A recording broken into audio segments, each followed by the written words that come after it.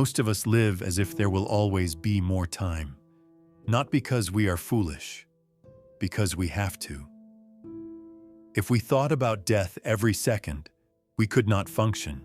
We would not answer emails, buy groceries, make plans, or laugh at small things. So life protects us with forgetfulness. But sometimes we forget too well. We postpone the apology. We delay the phone call. We keep the dream in a drawer. We stay in a life that feels dead because some part of us believes there will be a better time to become honest. Later. That is the most dangerous word in a sleeping life. Later, I will tell them I love them. Later, I will start. Later, I will leave. Later, I will change. Later, I will become who I am. But later is not a promise. It is only a possibility. There is a clock inside the chest. Every heartbeat feels ordinary until you remember it is also a countdown. That thought can sound dark, but maybe it is not only dark. Maybe the awareness of death is one of the few things strong enough to cut through the lies we tell ourselves. Death asks a severe question. Is this how you want to spend the life you cannot repeat? Not the life you perform for others. Not the life that looks acceptable. The actual life. The one you feel when the room is quiet. Think about the person who keeps saying they will call their father when things are less busy. Weeks pass, then months. The relationship stays in the drawer because the conversation feels awkward. Then one day, the phone rings in a different way, and suddenly every postponed sentence becomes heavy. Think about the person who has wanted to create something for years. A book, a channel, a business, a song, a small life that feels more honest. They keep collecting ideas. They keep waiting for confidence. They keep telling themselves the timing is not right. But the years are not waiting with them. The years are moving. Think about the person who knows a relationship is slowly shrinking them. They are not in immediate danger. There is no dramatic movie scene, just a quiet daily betrayal of the self. They say, it is not that bad. And maybe it is not. But not that bad can become the place where an entire life gets buried. Many people are not afraid only of dying. They are afraid of reaching the end and realizing they never truly lived. They are afraid of discovering too late that they protected themselves from failure by also protecting themselves from aliveness. They avoided the risk, but kept the regret. They stayed safe, but became smaller. They were reasonable for so long that their soul became quiet. Death does not only take life at the end, it also takes the life we never dared to live.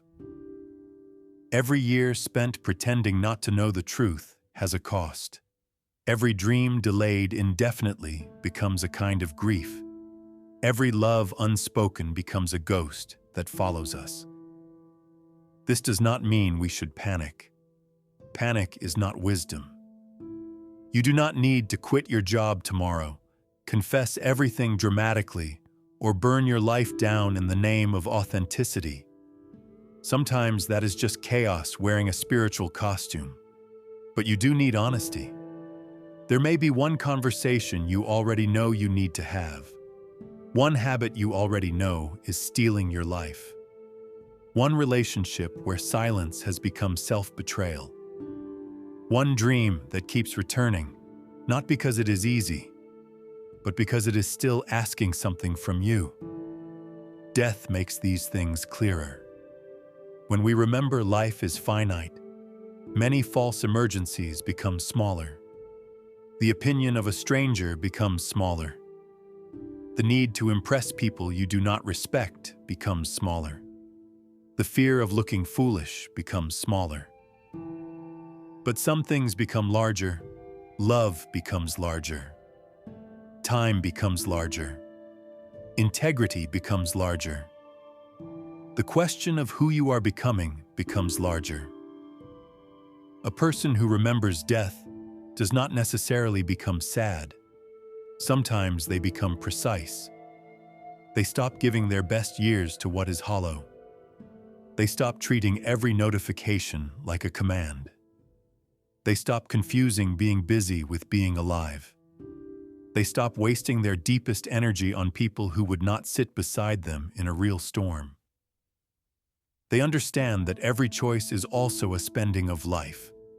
We think we are choosing between this job and that job, this relationship and that relationship, this habit and that habit.